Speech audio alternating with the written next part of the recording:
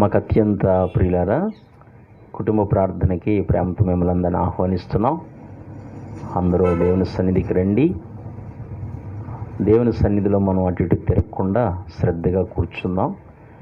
యేసుప్రభు వారు ఒక మాట చెప్పారు. అదేంటంటే, ఎక్కడైతే నా నామం పేరిట 2 లేక 3 కూడి ఉంటారో వారి మధ్యలో నేను ఉంటానని ప్రభు చెప్పారు. మనం ఇంట్లో కూడుకున్నప్పుడు ఒక గొప్ప ఉన్నతమైన ప్రభు మన మధ్యలోకి వస్తున్నారని నమ్మాలి, విశ్వసించాలి. ఒక అధికారి వచ్చినప్పుడు, ఒక ఎమ్మెల్యే కానీ, ఒక ఎంపీ కానీ, లేక ఒక ముఖ్యమంత్రి కానీ, ఒక ప్రధానమంత్రి కానీ, ఇలాంటి ఉన్నతమైన అధికారంలో ఉన్న వ్యక్తి మన దగ్గరికి వచ్చినప్పుడు మనం ఎంతో వినయము, విధేయత మనం చూపెడతాం. చాలా వినయాన్ని చూపిస్తాం. పరుగులు పెడతాం వాళ్ళ వెనకాల. వాళ్ళకి ఎంతో సపరిచర్య చేస్తాం ఏమండి. మరి ఎంతో చాలా జాగ్రత్తగా చూసుకుంటాం. ఒక మట్టి పురుగుకే అంత విలువిచ్చినప్పుడు చూడండి, రాజకీయ నాయకులకి చుట్టూ ఉన్న మనుషులు ఎలా పరుగులు పెడతారో చూడండి. వారి కారులో ఉంటే ఆ కారు ముందు ఎట్లా పరిగెడతారో చూడండి. అంటే ఒక మట్టి పురుగుకి అంత విలువ మనం ఇచ్చినప్పుడు, అక్షయుడు, సకల యుగాల్లో రాజైనవాడు, అక్షయుడు, సృష్టికర్త, ఈ అఖిల బ్రహ్మాండమునంతటికి కూడా సృష్టికర్త అయిన అటువంటి ప్రభు మన మధ్యలోకి వస్తున్నారు అంటే మనం ఎంతో జాగ్రత్త వహించాలి. భయము కలిగి, భక్తి కలిగి, ఆయన ప్రేమిస్తూ మనం ఆయన సన్నిధిలో కూర్చోవాలి. కనుక ప్రతిరోజు మన కుటుంబాల్లో 2-3 కూడుకుంటున్నాం, కుటుంబ సభ్యులు కూడుకుంటున్నాం. ఆ విధంగా దేవుని సన్నిధి మనం ఏర్పాటు చేసుకుంటున్నాం. కనుక శ్రద్ధగా దేవుని వాక్యాన్ని వింటున్నాం. కనుక చక్కగా కూర్చోండి. మాతో పాటు కుటుంబ ప్రార్థనలో ఏకీవించమని ప్రేమతో మిమ్మల్ని అందరినీ ఆహ్వానిస్తున్నాం. అలాగే ఈ కార్యక్రమం కనెక్ట్ అయ్యి ఎవరైతే చూస్తున్నారో దేవుడు వారిని కూడా ఆశీర్వదించాలనేదే మా ప్రార్థన చేసుకుందాం. అందరి కళ్ళు మూసుకునండి. ప్రేమ కలిగిన మా మహాపరిశుద్ధ పరమ తండ్రి, మీ కుమారుడును మా రక్షకుడునైన ప్రభువైన యేసుక్రీస్తు వారి యొక్క శ్రేష్టమైన, ఉన్నతమైన, ఘనమైన నామములో మీరు మాకు అనుగ్రహించిన రక్షణ కొరకై స్తోత్రాలు. ఈనాడు నాయన ప్రపంచ పరిస్థితులు మేము గమనిస్తున్నప్పుడు ఎంతో భయముతో, భీతితో బ్రతుకుతుంది తండ్రి. ఒక కంటికి కనిపించని చిన్న వైరస్ ప్రపంచాన్ని గడగడలాడిస్తూ మానవాళికి అంతు చెక్కని వైరస్గా ఉండి లక్షలాది ప్రజలు మరి చనిపోతున్నారు. ఎంతో తీరని నష్టం ప్రపంచానికి వాటిల్లుతుంది. ఇటువంటి పరిస్థితుల్లో నువ్వు ఒక్కడవే కాపాడగలవు. మానవుని చేతిలో ఏమీ లేదు. కానీ సృష్టికర్తవి కనుక, గొప్పవాడివి కనుక నీవే బాగు చేయగలవు. నీవే ఆ వైరస్ను తొలగించగలవు. మానవ జాతికి శాంతిని, సమాధానమును ఇవ్వగలవు. అది నీ ఒక్కని చేతిలోనే ఉంది. కనుక మా అందరి ప్రార్థనలు ఆలకించి, అంగీకరించి క్షేమము దయచేయమని మీ సన్నిధిలో ప్రార్థిస్తున్నాం. ఎంతోమంది చనిపోతున్నారు తండ్రి. ప్రపంచవ్యాప్తంగా ఎంతోమంది ప్రజలు చనిపోతున్నారు. చనిపోయిన కుటుంబాలు ఎంతో దుఃఖ సాగరంలో ఉండిపోతున్నాయి, ఎంతో వేదనలో ఉండిపోతున్నాయి. వారికి ఆదరణ, ధైర్యము, ఓదార్పుని దయచేయండి. మీరు మమ్మల్ని సురక్షితముగా కాచి కాపాడుతున్నారు.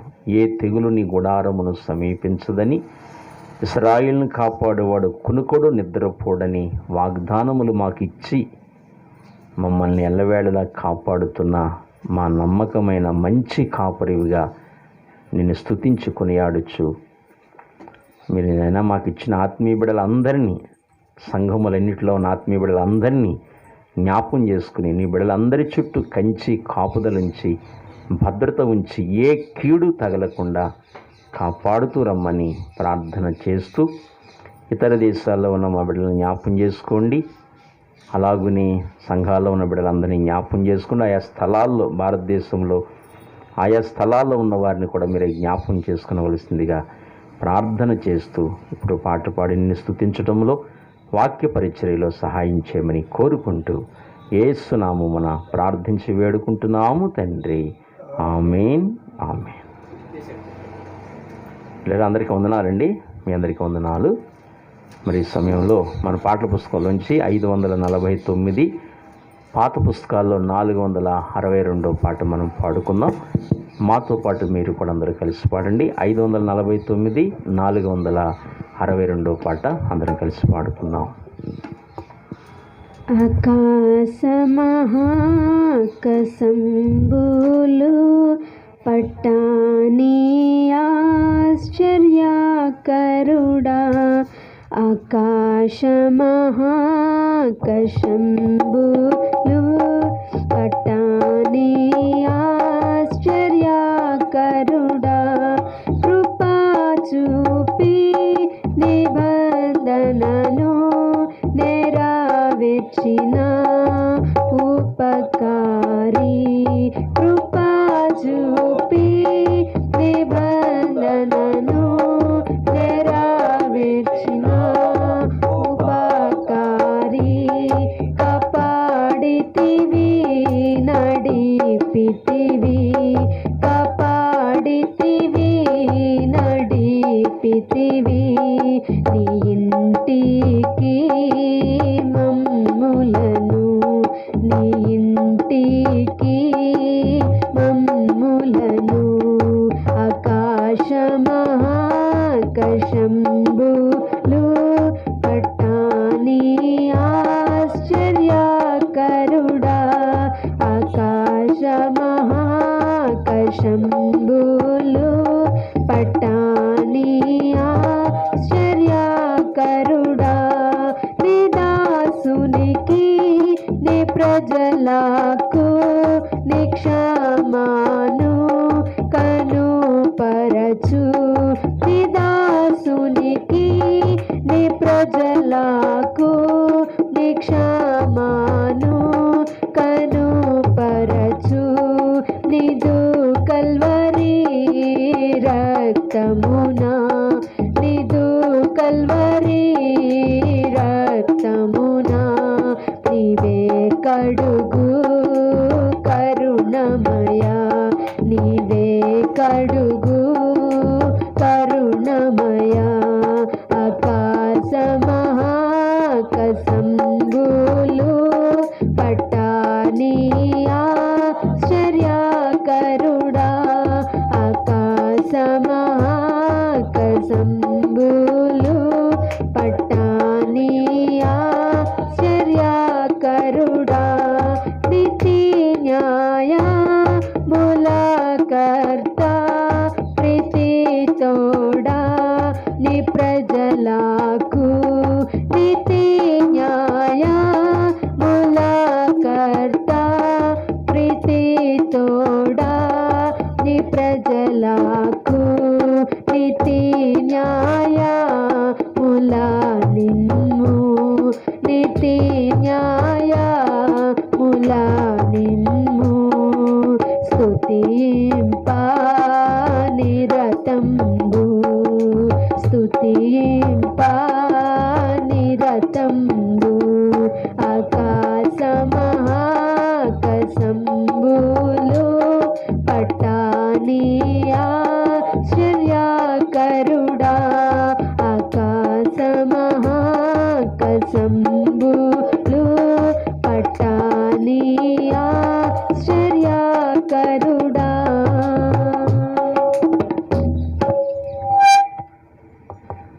దేవుని నామానికి మహిమ కలుగునగాక. దేవుని వాక్యాన్ని మనం ధ్యానించుకుందాం.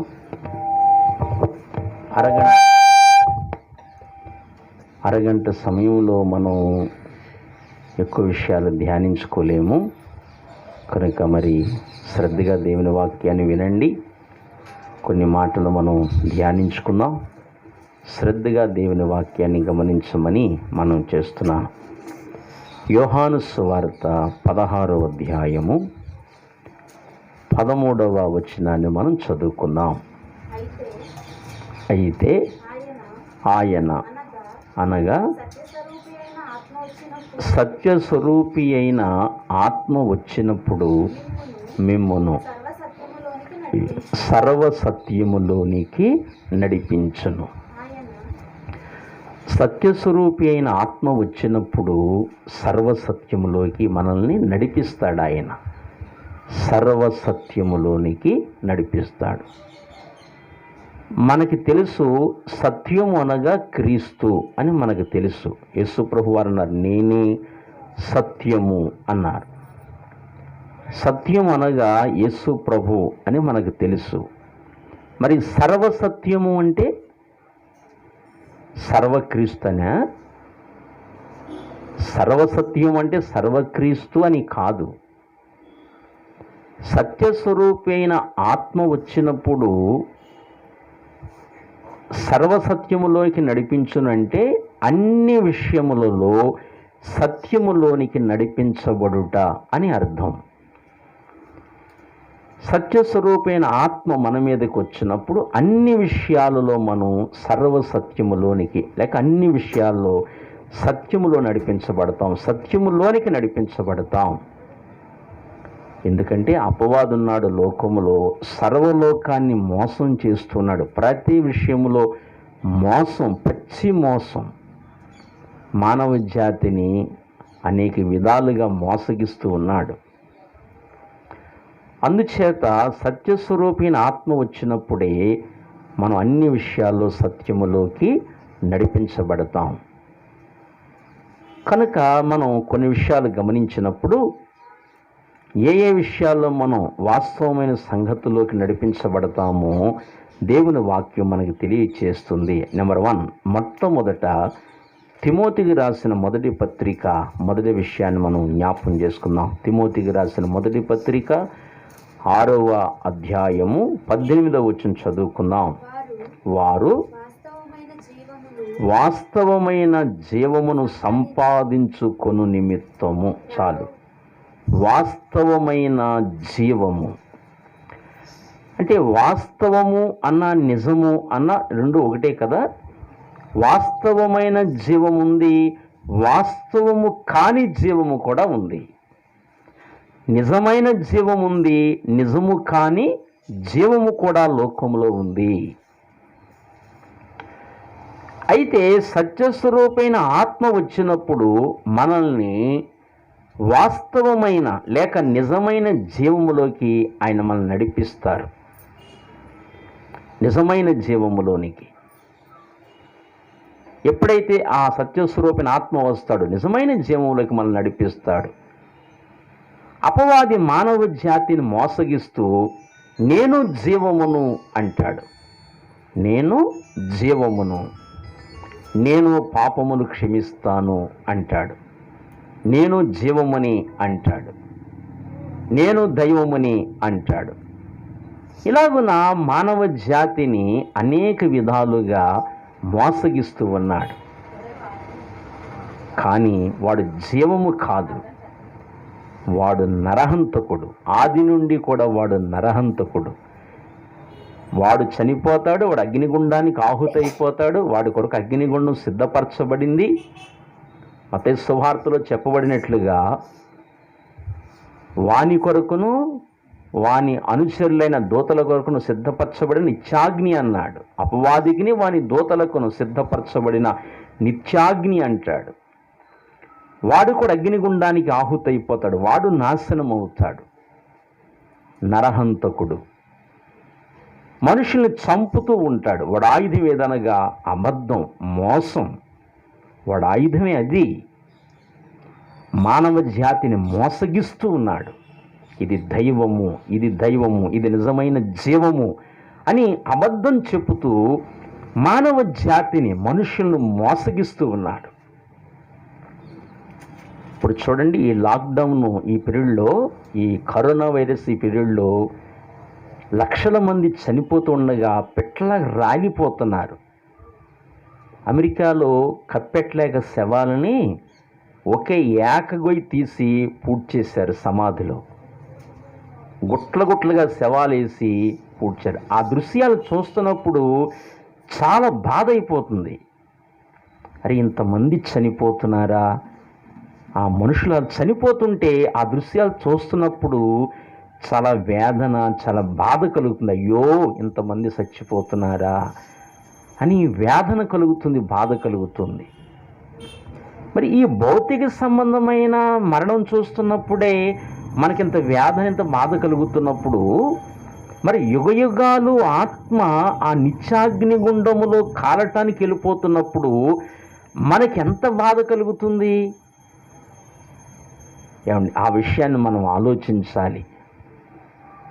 అయ్యో, ఇంతమంది నిజమైన మరణానికి వెళ్ళిపోతున్నారు, అగ్నిగుండానికి ఆహుతైపోతున్నారా, అయ్యో అని వేదన కలుగుతుంది మనకి. వీళ్ళందరూ అగ్నిగుండానికి వెళ్ళిపోవలసిందేనా? యుగయుగాలు అందులో కాలవలసిందేనా? ఇంకెన్నడూ ఎక్కిరాని గోతిలో ఉండిపోవలసిందేనా అని మనకి చాలా వేదన కలుగుతుంది. మానవ జాతిని మోసగిస్తున్నాడు, భయంకరంగా మోసగిస్తున్నాడు. ఏమండి, ఎక్కడా జీవము లేదు, కానీ జీవమని చెప్పుకుంటాడు వాడు. చాలా భయంకరమైన స్థితి అన్నమాట అండి.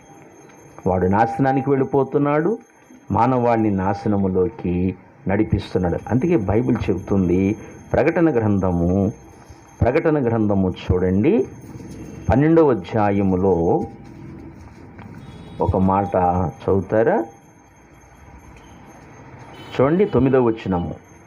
కాగా సర్వలోకమును మోసపుచ్చుచు అపవాది అనియు సాతాననియు పేరుగల ఆది సర్పమైన ఆ మహాఘట సర్పము పడద్రోయబడెను. అది భూమి మీద పడద్రోయబడెను, దాని దూతలు దానితో కూడా పడద్రోయబడిరి. చూసారా? సాతాననియు అపవాదనియు పేరు అతనికి. అతను ఏం చేస్తున్నాడు? సర్వలోకమును ఏం చేస్తున్నాడు? మోసపుచ్చుచు. దేవుడేమో సర్వలోకాన్ని ప్రేమిస్తున్నాడు, వీడేమో సర్వలోకాన్ని మోసగిస్తూ ఉన్నాడు. దేవుడు ప్రేమిస్తున్నాడు, నిజమైన సంగతులు దేవుడు తెలియచేస్తారు, వీడేమో అబద్ధాలు చెప్పి మోసగించి జాతిని నాశనం చేస్తున్నాడు. ఏమండి, అందుకని వాడి మోసాన్ని మనం నమ్మకూడదు, భయంకరుడు వాడు. అందుకని యెషయా ప్రవక్త అంటాడు, నా కుడి చేతిలో అబద్ధం ఉన్నది కదా అనుకోవడానికి కూడా వాడికి జ్ఞానం అందదన్నాడు, బుద్ధి సరిపోదన్నాడు. నా కుడి చేతిలో అబద్ధం ఉన్నది కదా అని అనుకోవడానికి కూడా జ్ఞానం అందట్లేదు మానవుడికి. అంతగా మానవ జాతిని మోసగిస్తున్నాడు. కనుక నేను జీవమని అంటాడు, కానీ వాస్తవానికి భూమి మీద ఏది జీవము కాదు, ఏది శాశ్వతముగా ఉండదు, ఏది ఉండదు.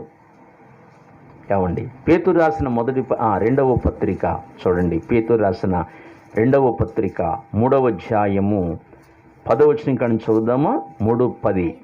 అయితే ప్రభు దినము దొంగ వచ్చినట్లు వచ్చును, ఆ దినమున ఆకాశములు మహాధ్వనితో గతించిపోవును. సరే, ఆకాశములట మహాధ్వనితో గతించిపోవును, పంచభూతములు మిక్కుటమైన వేండ్రముతో లయమైపోవును, భూమియు దాని మీదన్న కృత్యములను కాలిపోవును, ఇవన్నీ ఇట్లు లయమైపోవునవి కనుక ఆకాశములు రవులు కొని లయమైపోవునట్టు పంచభూతములు మహావేండ్రముతో కరిగిపోవినట్టు దేవుని దినపు రాకడ కొరకు కనిపెట్టుచు దానిని ఆశతో అపేక్షించుచు మీరు పరిశుద్ధమైన ప్రవర్తనతోనూ భక్తితోనూ ఎంతో జాగ్రత్త గలవారై ఉండవలెను.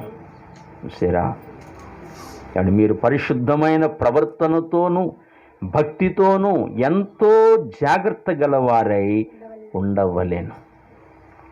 సరే, పంచభూతములు మిక్కుట వ్యాండ్రంతో లయమైపోతాయంటండి. పంచభూతములు నిలబడవు. ఈనాడు మనం చూస్తున్న ఈ ఆకాశం, ఈ భూమి, ఈ మహాసముద్రాలు, భూమి మీద ఉన్న కృత్యములు అన్నీ కాలిపోతాయి. ఏది నిలబడదు. పంచభూతాలు మిక్కుటమైన వ్యాండ్రంతో లయమైపోతాయంటండి. పంచభూతాలు నిలబడవు.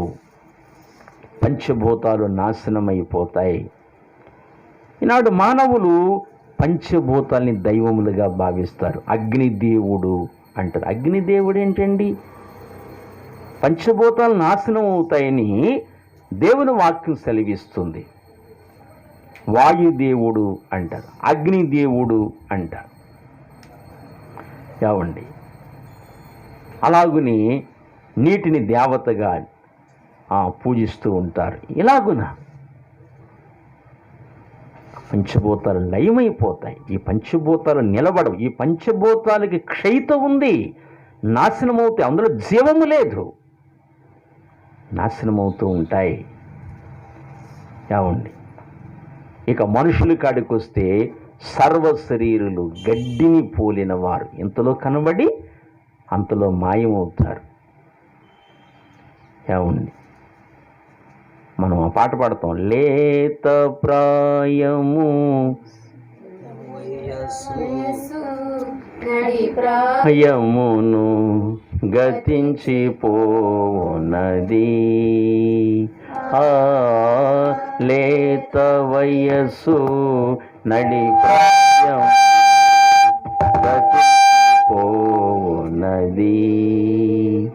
మన్నైనాది వెనుకటి వలెనే, వెనుకటి వలెనే మరలా భూమికి చేరున్, ఆత్మదాని దయచేసిన, ఆత్మదాని దయచేసిన దేవుని యొద్దకు పోవున్, ఆలోకములో నీ ముందు గతి, ఆలోకములో నీ ముందు గతి ఏమవునో ఎరిగితివా, ప్రభు యేసు పిలుపును ఓ ప్రియుడా కడచి విని పెట్టెదవా, తీర్మానం చేయకనే వెళ్ళెదవా ప్రభు సన్నిధిలో నుండి, తీర్మానము చేయకనే వెళ్ళెదవా ప్రభు సన్నిధిలో నుండి. మనుషులు చిన్న వయసులో భక్తి ఏమిటండి? ఏదో పెద్ద వయసు వచ్చిన తర్వాత, ముసలోళ్ళు వచ్చిన తర్వాత భక్తి అని మాట్లాడుతూ ఉంటారు. ఏవండి, అంటే మరణం అనేది చిన్న వయసు పెద్ద వయసున ఉందా? ఎప్పుడు కబలిస్తుందో ఎవరికి తెలీదు. చిన్నప్పటి నుండే భక్తిగా జీవించాలి. బాల్యకాల దినములందే నీ సృష్టికర్తను స్మరణకు తెచ్చుకొనుము అన్నాడు. లోకంలో మురికి జీవితాలు జీవిస్తూ బాల్యము, యవని ప్రాయము, ఇదంతా యవన ప్రాయం, నడిప్రాయం పాడు చేసుకుంటూ మురికి జీవితాలు జీవిస్తూ అపవిత్రమైన జీవితాలు జీవిస్తూ పాడవకూడదు. ఏమండి, ఎంతో భక్తితో జీవించమన్నాడు, సత్ప్రవర్తన కలిగి జీవించమన్నాడు, పరిశుద్ధమైన ప్రవర్తన కలిగి జీవించమన్నాడు. అందుచేత పంచభూతాలు లయమవుతాయి, మనుషులు కూడా లయమైపోతారు. మనుషులు నిలబడరు. లేత వయసు వెళ్ళిపోతుంది, నడిప్రాయం వెళ్ళిపోతుంది, దేహాన్ని విడిచిపెట్టాలి. అందుచేత మనం దేవుని వాక్యాన్ని గమనిస్తే మనుష్యులు లయమైపోతారు. సర్వ శరీరులు గడ్డిని పోలిన వారు అన్నాడు. మనుష్యులు లయమైపోతారు. ఏమండి, పంచభూతాలు లయమైపోతాయి, వెండి బంగారములు లయమైపోతాయి, చతుష్పాద జంతువులు లయమైపోతాయి, పక్షులు లయమైపోతాయి. ఎక్కడా కూడా జీవము లేదు. వాస్తవమైన జీవము ఎక్కడా కనిపించదు మనకి. ఏమండి, అందుకని ఇర్మియా గ్రంథము ఇర్మియా గ్రంథము చూడండి ఒకసారి 16వ అధ్యాయము. ఇర్మియా గ్రంథము 16వ అధ్యాయము 20 వచనం చదువుదామా? 16, 20 చదువుదామా? నరులు తమకు దేవతలను కల్పించుకుందురా, అయినను అవి దైవములు కావు. సరే, నరులు తమకు దేవతలను కల్పించుకుందురా, అయినను అవి దైవములు కావు అంటాడు. మానవులు దైవములు కల్పించుకున్నారు, దేవతలను కల్పించుకున్నారు, అయినవి దైవములు కావు అంటాడు. ఇంకా మీరు చూడండి, ఇర్మియా గ్రంథం 10వ అధ్యాయము 11వ వచనము, 10, 11 అండి. మీరు వారితో ఎలాగూ చెప్పవలెను, ఆకాశమును భూమిని సృష్టింపని ఈ దేవతలు భూమి మీద ఉండకుండా, ఆకాశము క్రింద ఉండకుండాను నశించును. సో వాటికి కూడా నాశనం ఉంది. ఏవండి, సరే, ఈ దేవతలు భూమి మీద ఉండకుండాను ఆకాశము క్రింద ఉండకుండాను ఏమైపోతాయి? నశించిపోతాయండి. వాటికి నాశనం ఉంది. దేవతలుగా పిలువబడుతున్న వారందరికీ నాశనం ఉంది. పంచభూతాలకి నాశనం ఉంది. వెండి బంగారములకు నాశనం ఉంది. పక్షులకు, చతుష్పాద జంతువులకు, పురుగులకి, మనుషులకి నాశనం ఉంది. పంచభూతాలకి నాశనం ఉంది. ఎక్కడ జీవము లేదు. కానీ సాతాను మోసగిస్తూ ఇది జీవము, ఈ వ్యక్తి జీవము, ఆ జంతువు జీవము, ఆ పక్షి జీవము, ఆ పురుగు జీవము, ఇది దైవము, అది దైవమని మానవ జాతిని మోసగిస్తున్నాడు. అయితే సత్యస్వరూపి ఆత్మ వచ్చినప్పుడు మనం ఎక్కడ నడిపిస్తాడంటే వాస్తవమైన జీవములోనికి నడిపిస్తాడు, నిజమైన జీవములోకి నడిపిస్తాడు. ఆ నిజమైన జీవమే ప్రభువైన యేసుక్రీస్తు వారు. చూడండి, యోహాను సువార్త 10వ అధ్యాయము తీసుకుంటారా? 10వ అధ్యాయము, యోహాను సువార్త 10వ అధ్యాయము 10వ వచనం చదువుతారా? 2వ భాగము. గొర్రెలకు జీవము కలుగుటకును అది సమృద్ధిగా కలుగుటకును నేను వచ్చితనని మీతో నిశ్చయముగా చెప్పుచున్నాను. ఎంత అద్భుత మాట! దేవుడికి మహిమ కలుగును గాక. సరే, గొర్రెలకు జీవము కలుగుటకును అది సమృద్ధిగా కలుగుటకు నేను వచ్చి తిని. నిజమైన జీవమాయన, నిజమైన వాస్తవమైన జీవమాయన.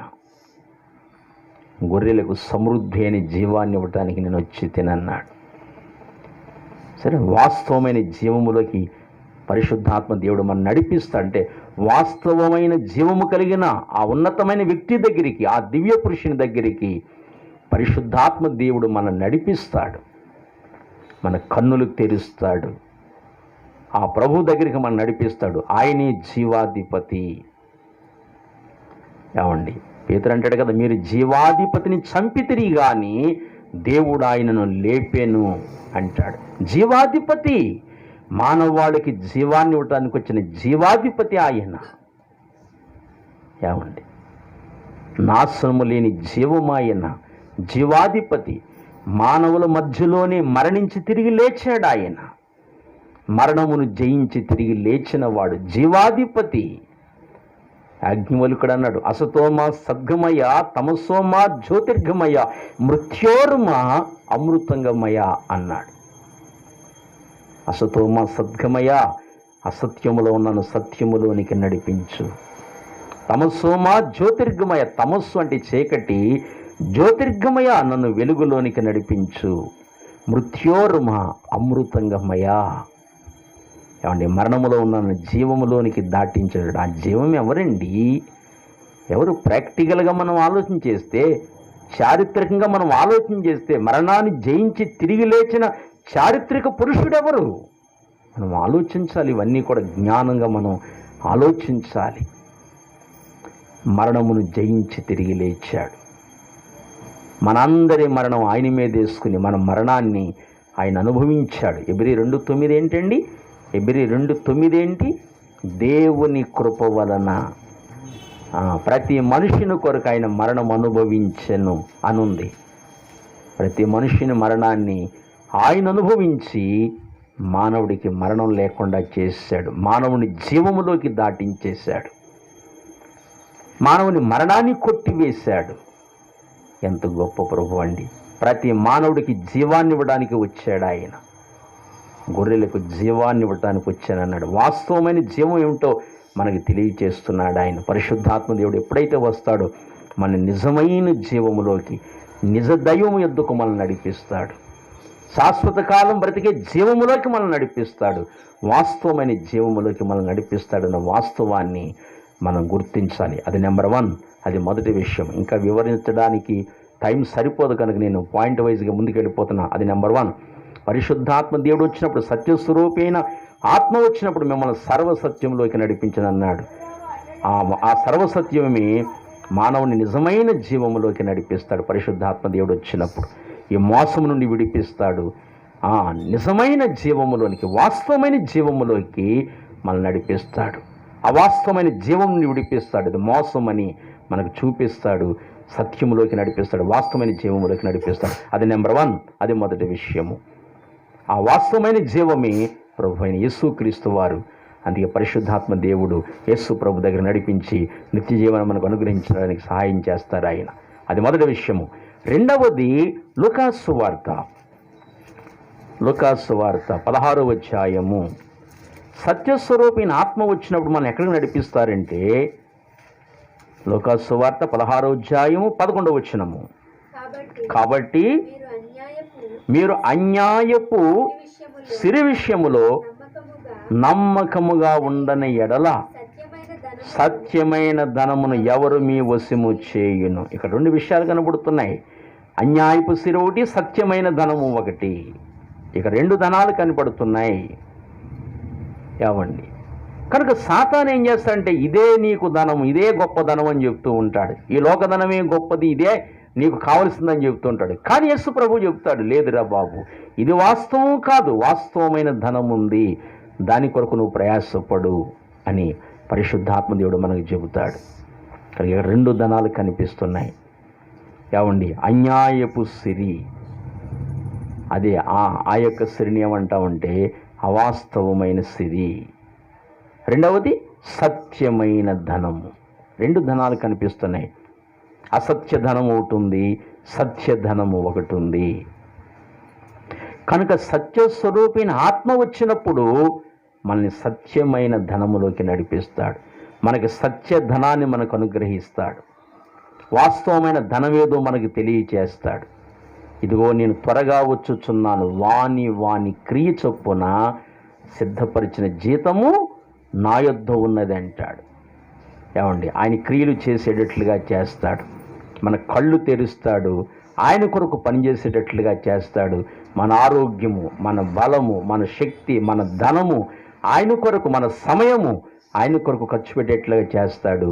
పరలోకంలో బహుమానం ఇస్తాడు. మనకి ధనాన్ని మనకి దయచేస్తాడని వాస్తవమైన ధనంలోకి మనల్ని సత్యస్వరూపైన ఆత్మ నడిపిస్తాడు. ఏమండి, అందుకని ఇంకొక మాట కూడా ఉంది కదా, నీవు ధన వృద్ధి చేసుకొనున్నట్లు అగ్నిలో పుటము వేయబడిన బంగారము నా యొద్ద కొనమని నీకు బుద్ధి చెప్పుచున్నానంటాడు కదా. ప్రకటన గ్రంథము 3వ అధ్యాయము 18వ వచనములో ప్రియులారా, నీవు ధన వృద్ధి చేసుకున్నట్లు అగ్నిలో పుటము వేయబడిన బంగారము నా యొద్ద కొనుక్కో, నీకు బుద్ధి చెప్తున్నానంటాడు.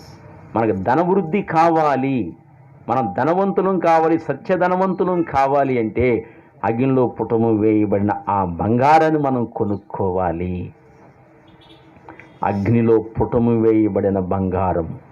యేసు ప్రభు వారు దోషము లేనివాడు, లేదా ఆయన పవిత్రుడు, నిర్దోషి, నిష్కల్మషుడు, పాపుల్లో చేరక ప్రత్యేకముగా ఉన్నవాడు, శ్రమల ద్వారా నడిచినవాడు, భయంకరమైన శిలువ శ్రమలు అనుభవించినవాడు, కొలిమిలో కాల్చబడినవాడు, మస్టు మైలు లేనివాడు, పరిశుద్ధుడు.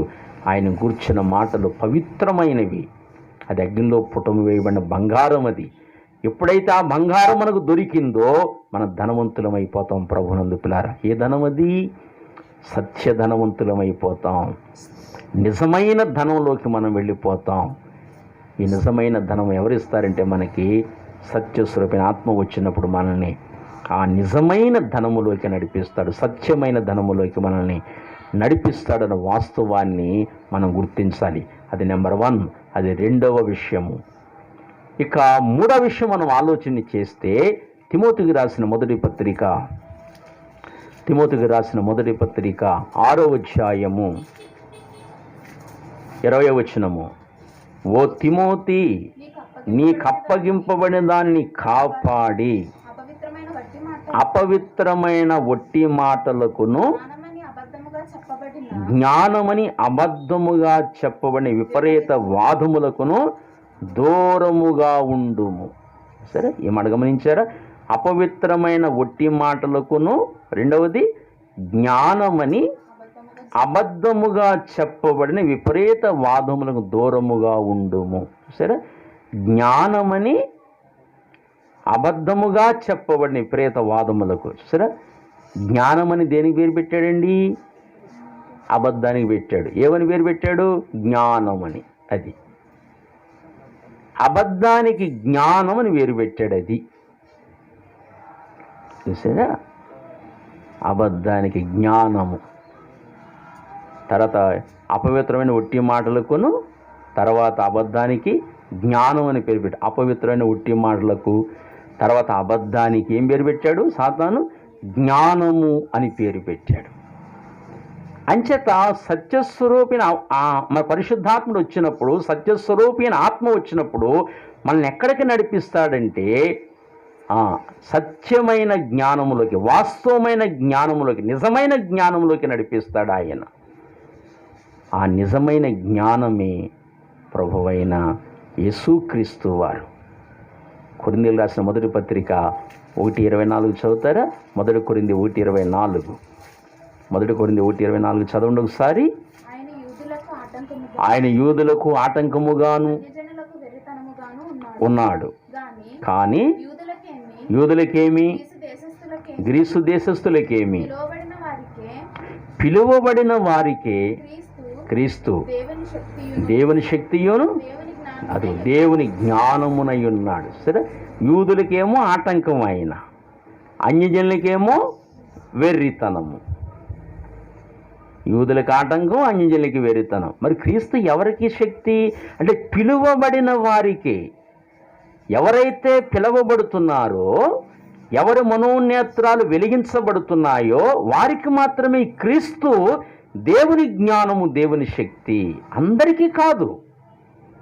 అన్యజనులకు ఆయన వెర్రితనము, యూదులకు ఆటంకము.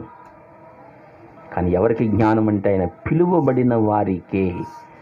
పిలువబడిన వారికి ఆయన ఎవరో ఏంటో తెలుస్తుంది. ఆ దివ్య పురుషుడేంటో తెలుస్తుంది. అందరికీ తెలియదండి, అందరికీ విషయం తెలియదు. పిలువబడిన వారికే. నిజంగా ఇవాళ మనం ధన్యులం ప్రియులారా, ధన్యులమి మనం. ఎందుకో చెప్పనా? ఆయన ఎవరో మనకు అర్థమైంది. గుడ్డితనం నుంచి బయటకు వచ్చాం, లోక మాయల నుండి బయటకు వచ్చాం, మోసము నుండి బయటకు వచ్చాం. సత్యస్వరూపిన ఆత్మ పనిచేస్తున్నాడు కనుకనే సత్యాన్ని చూడగలుగుతున్నాం, నిజమైన జ్ఞానములోకి రాగలిగాం. మన పితలకు లేనటువంటి భాగ్యం మనకు దక్కింది ఇవాళ. మన తాతలకు లేదు ఈ జ్ఞానం, మన ముత్తాతలకు లేదు ఈ జ్ఞానం, మన పూర్వీకులకు లేదు ఈ జ్ఞానం. ఈనాడు మీకు నాకు దక్కింది, నిజమైన జ్ఞానం మనకు దక్కింది. ఏమండి? క్రీస్తే నిజమైన జ్ఞానము, దేవుని శక్తి, పరిశుద్ధ దేవుని గురించిన జ్ఞానం మనకు దేవుడు అనుగ్రహిస్తున్నాడు. ఈ జ్ఞానం లేనివాడు పశుప్రాయుడు అంటాడు. కనుక పరిశుద్ధ దేవుని గురించిన జ్ఞానం మనకు తెలియచేస్తున్నాడు. అంచేత సత్యస్వరూపిన ఆత్మ వచ్చినప్పుడు మన ఎక్కడికి నడిపిస్తాడంటే నిజమైన జ్ఞానములోకి నడిపిస్తాడు. అంచేత ప్రభునందు పిల్లారా, సత్యస్వరూపిన ఆత్మ వచ్చినప్పుడు మాత్రమే అన్ని విషయాల్లో మనము సత్యంలోకి నడిపించబడతాం, సర్వసత్యంలోకి నడిపించబడతాం. అందుకే నాడు పరిశుద్ధాత్మ దేవుడు మనలోకి వచ్చాడు కనుకనే అన్ని విషయాల్లో సత్యంలోకి నడిపించబడుతున్నాం. ఇంకా నీవు క్రీస్తుకు దూరంగా ఉండి ఆయన ఎవరో తెలియకుండా ఉంటే, ఈరోజైనా నీవు ఆయన అంగీకరిస్తే అన్ని విషయాలన్నీ సత్యంలోకి నడిపించి నేను ధన్యునిగా చేస్తాడు. కనుక ఈరోజైనా నీ హృదయాన్ని ప్రభువుకి ఇస్తావా? ఈరోజైనా ప్రభుని గ్రహిస్తావా? నీ హృదయాన్ని ఆయనకి ఇస్తావా? ప్రభువా, నేను పాపిని, నువ్వు కార్చిన రక్తంలో నా జన్మ కర్మ పాపలను కడిగి నన్ను శుద్ధినిగా చేయి తండ్రి అని నువ్వు చిన్న ప్రార్థన చేయగలిగితే దేవుడు నేను అన్ని విషయాల్లో సర్వసత్యంలోకి నడిపిస్తాడు. అట్టి కృప దేవుడు మనందరికీ దయచేయను గాక. ఆమేన్. ప్రార్థన చేసుకుందాం. పాస్టర్ గారు చిన్న ప్రార్థన చేస్తారు. ప్రార్థన చేసుకుందాం. మహాపరిశుద్ధుడైన మా తండ్రి, మహోన్నతుడైన మా దేవ, మీ ఘనమైన నామాన్ని బట్టి మీకు వందనాలు స్తోత్రాలు చెల్లించుకుంటున్నాం ప్రభువా. ఇంతవరకు నైనా మీ సన్నిధిలో మమ్మల్ని అందరినీ కూర్చుండబెట్టి మీ లేఖనల ద్వారా మీరు మాట్లాడుతూ వచ్చిన విధానం కొరకే మీకు వందనాలు స్తోత్రాలు చెల్లించుకుంటున్నాం ప్రభువా. ఈ యొక్క సమయంలోనైనా తండ్రి ప్రభువా, మీ కుమారుడును మా రక్షకుడినైన యేసుక్రీస్తు కార్చిన రక్తములు మా ప్రతి ఒక్క దోషాన్ని కూడా మీరు కడిగి పవిత్రపరిచినైనా నీ బిడ్డలుగానైనా మమ్మల్ని నైనా తండ్రి స్వీకరించిన విధానం కొరకే వందనాలు స్తోత్రాలు ప్రభువా. సత్యస్వరూపమైన ఆత్మ వచ్చినప్పుడు తండ్రి నాయన సర్వసత్యంలోనికి నాయన నీవు నడిపిస్తావని ప్రభువా మీరు మాట్లాడిన విధానం కొరకే వందనాలు స్తోత్రాలు తండ్రి. ప్రభువా నాయన మమ్మల్ని సర్వసత్యంలోకి నడిపించడానికి తండ్రి ప్రభువా మీ కుమారుని లోకానికి పంపించి ఆ యొక్క గొప్ప సిలువ యజ్ఞం ద్వారా నాయన మీరు సర్వమానవాళికి తండ్రి మీరు ఇచ్చిన యొక్క గొప్ప రక్షణను బట్టి తండ్రి మీకు వందనాలు స్తోత్రాలు చెల్లించుకుంటున్నాం ప్రభువా. అయినా తండ్రి ప్రభువా ఆయన అస్థిరమైన ధనం యందు మేము నమ్మిక ఉంచక నాయన స్థిరమైన ధనంలోనికి నాయన ప్రభువా మేము నాయన తండ్రి ఎదుగులాగా సహాయం దయచేయండి ప్రభువా. ఆయన మీకు వందనాలు స్తోత్రాలు చెల్లించుకుంటున్నాం ప్రభువా. నాయన తండ్రి జ్ఞానమని నాయన అబద్ధానికి పేరు పెట్టి అపవాది ఎంతగానో నాయన మోసగిస్తూ వస్తున్నాడు ప్రభువా ఈ లోకమును తండ్రి. వాడి మోసము నుండి కుతంత్రాల నుండి ప్రభువా మమ్మల్ని తప్పించి నిజమైన వెలుగులోనికి నాయన మీరు నడిపిస్తున్న విధానం కొరకే వందనాలు స్తోత్రాలు. అలాగనే మా ప్రభువా ఈ యొక్క సమయంలో తండ్రి మా యొక్క ప్రియులందరినీ కూడా మీరు జ్ఞాపకం చేసుకునండి ప్రభువా. యేసుక్రీస్తు సంపూర్ణ సువార్త సంఘ బిడ్డలందరినీ కూడా మీరు జ్ఞాపకం చేసుకోండి తండ్రి. నాయన బిడ్డల చుట్టూరు మీ కంచి మీ కాపుదల భద్రతను దయచేయండి నాయన. లోకంలో ఉన్న తండ్రి ప్రభు ప్రతి ఒక్క నాయన తండ్రి ప్రభు ఆ యొక్క నాయన భయంకరమైన పరిస్థితుల నుండి నాయన మీరు దూరపరిచి ప్రభువా నీ బిడ్డల చుట్టూరు మీరు మీ కంచి మీ కాపుదల మీ అగ్ని ప్రాకారం ఉంచవలసిందిగా మీ సన్నిధిలో ప్రార్థన చేస్తున్నాం ప్రభువా. అలాగే ఇతర దేశాల్లో ఉన్న బిడ్డలను కూడా మీరు జ్ఞాపకం చేసుకోండి. మీ వాక్యం ద్వారా వారికి ధైర్యాన్ని దయచేసి నాయన క్షేమాన్ని అనుగ్రహించండి ప్రభువా. అలాగే ఈ యొక్క కుటుంబ ప్రార్థన అంతటినీ కూడా మీరు దీవించి ఆశీర్వదించండి తండ్రి. ఇలా ఏ కార్యక్రమాన్ని చూస్తున్న బిడ్డలందరినీ కూడా నాయన మీరే జ్ఞాపకం చేసుకునండి ప్రభువా. వారికి ఈ కార్యక్రమాలు ఆశీర్వాదకరంగా చేయమని మీకే వందనాలు స్తోత్రాలు చెల్లించుకుంటూ మా ప్రభువును మా రక్షకుని యేసుక్రీస్తు వారి పరిశుద్ధ నామములో స్తుతించి ప్రార్థించి మీ సహాయం కొరకు వేడుకొంచున్నాము తండ్రి. ఆమేన్. మన తండ్రి అయిన దేవుని దీవెనయు పరిశుద్ధాత్మిక అన్యోన్య సహవాసము క్రీస్తు వారి యొక్క నిత్య కృప చేరువచ్చిన మనందరికీ సకల పరిశుద్ధులకును సదాకాలము దేవుడు తోడయండి నడిపించును గాక. ఆమేన్. ఆమేన్. అందరికీ వందనాలండి. May God bless you.